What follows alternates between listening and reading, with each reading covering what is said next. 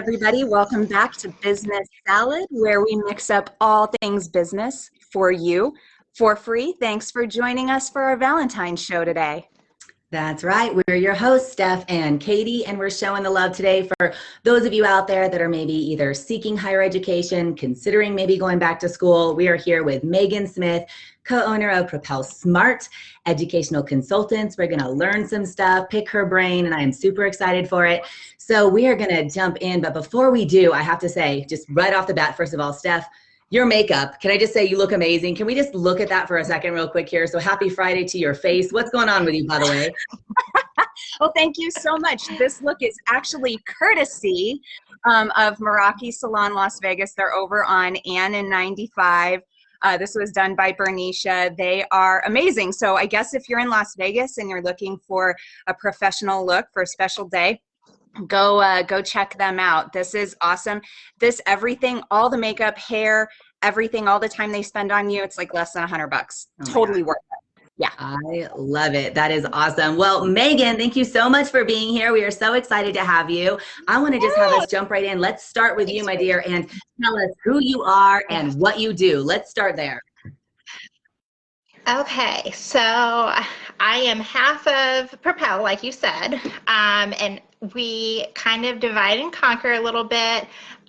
We're in the Washington, D.C. area, so I have, my little area of counties. My partner has her little area of counties, but then we also have some students that are all virtual, which is perfect because everyone's home anyway. So we really just walk students and then, older, professionals as well through the college application process, starting with, the type of career that they might be successful in, and especially for career changers, that are looking for something, to use their skill set or pick up a new one. But yeah, and just everything from the start to accepting a spot somewhere. That's just the really fun part. Amazing. That's awesome. Absolutely. That's awesome. And I think so many times, whether people are first time going to school or whether it's them kind of going back to school or kind of reconsidering, having someone to help guide in that process and answer, questions and things like that is so important. Tell us a little bit, Megan, about what got you into educational consulting. What kind of brought you there? Yeah, so I was coming from the classroom, coming from education, but then I also have a journalism degree and a communications background that, I've always just kind of gone back to and have loved that writing portion of it especially.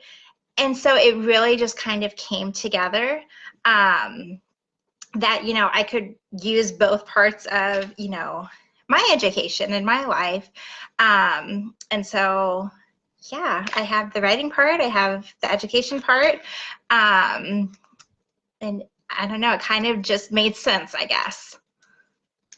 I love that. That's awesome. What a great way to kind of pick some of your background and say, how can I channel this into that? That's awesome. Good. Yeah. It is. It is taking all those skills and putting them to really, really good use. So I know that you do have kind of two typical types of people that you see, the brand new fresh out of high school, and then maybe some of, those of us who have been there, done that a little bit and are going back. Can you give us some tips that you might have just super high level for admissions for people who are fresh out of high school and considering looking at that higher education? So fresh out of high school, they probably should have called me about 3 or 4 years ago. But if they didn't, then, we're coming up with basically, what are you going to do while we go through this process? And there are some great gap year programs out there, some things that they can do to fill that time gap. Because, most of our students come to us as freshmen and sophomores. So at that point, we're working with them the entire time. Got it. And that's really good to know, especially considering I have a junior. And so this, what you're doing, I didn't even, like, this service didn't even occur to me. I didn't know that anything like you guys existed. And so now knowing that, I'm like, should have started a couple years ago. Yeah, that's okay. We can play catch up. You know, but right now, I mean, my juniors are getting ready to start their main application essay in June. So that's kind of my timeline for them. Right now, they're working on their college list. You know, they're getting in virtual visits. If they can, they're doing their in-person visits, because we want to have that, you know, not 100% set in stone, but, you know, decently solidified before we start that first essay. Yeah. Okay, got it. That makes sense. And I feel like that applications process was so long ago for me that I don't even remember everything it takes. Lauren's getting ready to take her ACTs at the end of this month, and that's about as far as I've gotten. It's completely different, so it So, doesn't matter. oh, good. Nothing is the same as when we all applied. Okay. Yeah, nothing. I'm pretty sure I hand wrote my application. My business partner said she did hers on a typewriter. So That's awesome. I'm glad that mine was handwritten. I didn't use a typewriter, but yeah, definitely handwritten. Okay, so and there now was no we've list. addressed I think I those. visited 3 schools and just sent it. Go ahead. Yeah, exactly. Yes, that was what I did. It was like, okay, here sounds good and here sounds good. And they have a program that I think that sounds neat. Let's just see what we can get. Yeah. Yeah, totally. Yes. So, Yeah. and now that we've kind of addressed those, if you've got, you know, people like me who have high schoolers who should already be thinking about something like this, or people fresh out of high school, what about tips for those, you know, like myself or Katie or other professionals who are considering going back for something specific? Yeah, so you know what? It's kind of fun because we do get, you know, both types of clients, and we start the same for everyone. So whether they're freshmen, sophomores, or, you know, thinking about a new career, we start with an aptitude test, and it goes through and just really evaluates how the person's brain works, you know, how they interact in a workplace, how they, you know, enjoy and, you know, find success in that, you know, the type of group member they are, if, you know, numbers are their strength, if they're more of a creative. I mean, it just really looks at them as a whole person, and then it takes those aptitudes, compares them to their interests, and gives them some ideas for careers. And that's not to say we don't continue to look, you know, and delve in a bit deeper, but it kind of gives a really cool kicking off point. You know, and especially I think, you know, people going back and looking at a second or third career, they know they want something different, but they don't necessarily know what that is yet. And then, you know, for our younger students, I mean, they're 15, 16. So, you know, it's just looking at, you know, kind of a path, but not so definitive, and, you know, setting them up for success, but having, you know, a little bit of wiggle room there. I love that. Absolutely. You know, a lot of the people that we talk to on the regular, I mean, they are either maybe business owners, entrepreneurs. If you were to give a little bit of advice, if someone was maybe of that sort of, you know, entrepreneurial mindset or spirit, and they wanted to kind of think about going back into school, is there certain things you might recommend for them if they're considering wanting to get into running or owning their own business? Anything in particular, aside from the obvious? Yeah, so I was very lucky in that, you know, with my communications degree, I had concentrations in business and advertising, but it had been a really long time since, you know, I went for all of that. And I felt like things were just so different, and, you know, social media and just things were, you know, so developed in the time then that I was doing the education side. And so my partner and I actually went through basically like this grad crash course of how to have a business from Syracuse. And it was so helpful. So, I mean, I would suggest, you know, finding something along those lines where, you know, they just kind of give you that kickstart, you know, hook you up with a mentor, and just you have that support system, because we got the crash course in how advertising and marketing has changed, and some of the financial side that you don't think about when, for example, I think I took my accounting classes when I was a freshman. So I wasn't thinking, oh, down the road, in 20 years when I have my own business. So programs like that are great.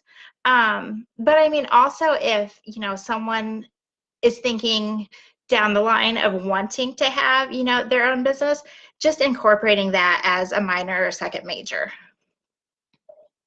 Oh, I love that. That's a great tip. One of the things you mentioned is some of those changes that we've seen. And one of the things that I would maybe want to ask is, obviously for the three of us, for example, when we first, were in school, there wasn't virtual options. Now, obviously, especially with COVID, lots of virtual changes, lots of, virtual is the way that things are happening now. But what is some of your advice? Let's assume that we are eventually going to kind of proceed through things on what is your take on virtual versus in-person studies? Any sort of thought or insight there? And that's something that we do address with each student. Because I mean, it's all about setting, the student, whether they are a teenager or an adult, up for success. And I think it, goes into a lot of those learning styles that we look at, right off the bat, when we are exploring the aptitudes, and but just knowing what type of setting, they'll be successful in. And some people, I know everyone's kind of been forced to be virtual learners, but some people have really thrived with that. And, they're looking at continuing, in that style. Others, they feed off of other people. They feed off of the environment of a classroom, especially if it's a student where they chose a larger school and they like those lecture halls. And I mean, going from that to a computer screen is just Totally so different. So I mean, it's just so dependent on the student. My business partner and I both have master's degrees and backgrounds in special education, and while only part of our students do fall under that category and have those accommodations in college, I feel like all of our students, especially when they all of a sudden switched to virtual, they needed that support of, what is this going to look like, and looking at those executive functioning skills. They're not going into a class and writing anything down from a board anymore. How can they arrange their workspace to be successful? What kind of systems will they have in place to make sure that they are doing all those assignments when they don't have a teacher, right beside them checking in, or homeroom is just logging in and watching morning announcements, and just really making sure, our kids were still in a good place.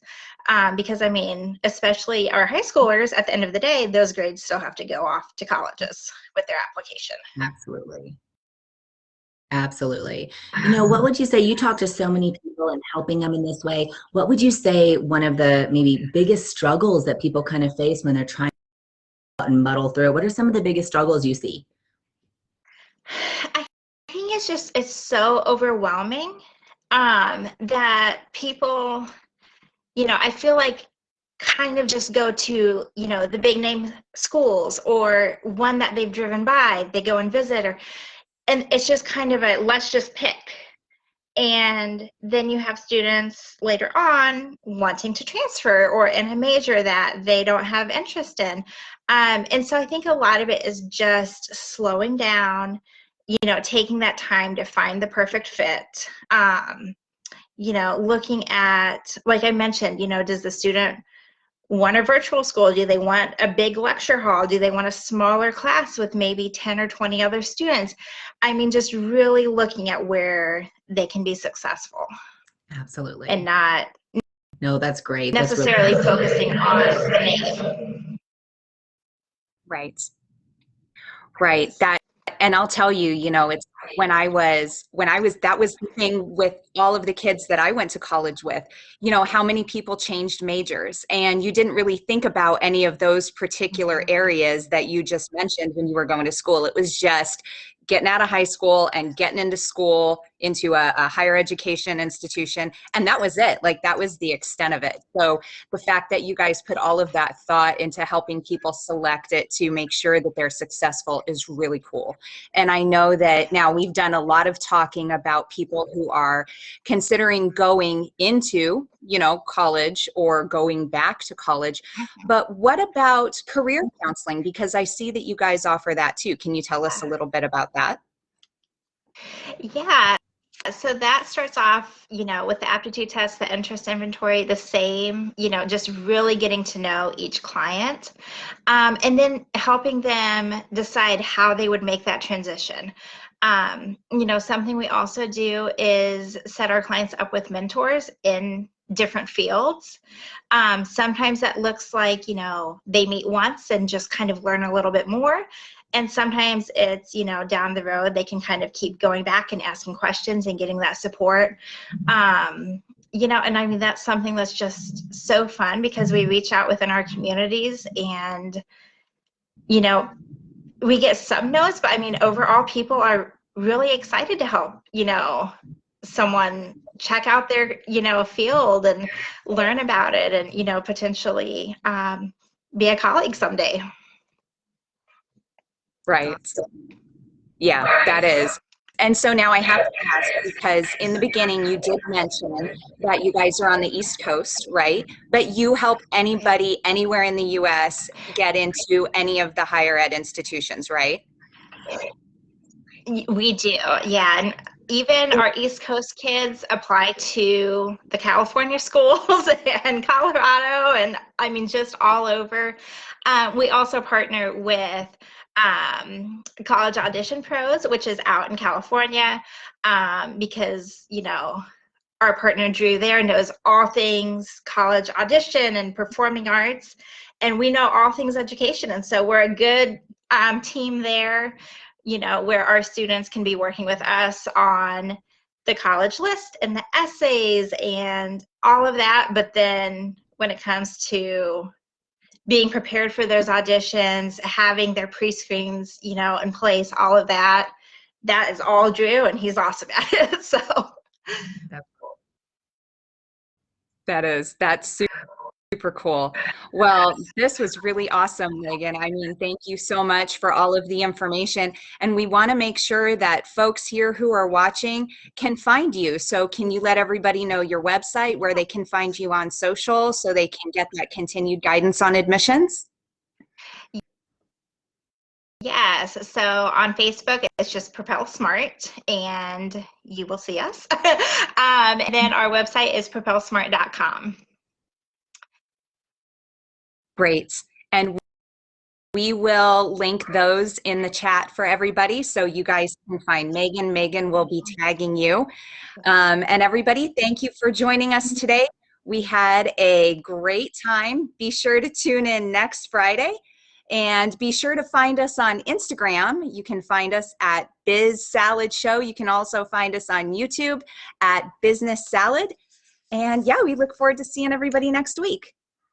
That's right. Happy Friday. Happy Valentine's Day, everyone.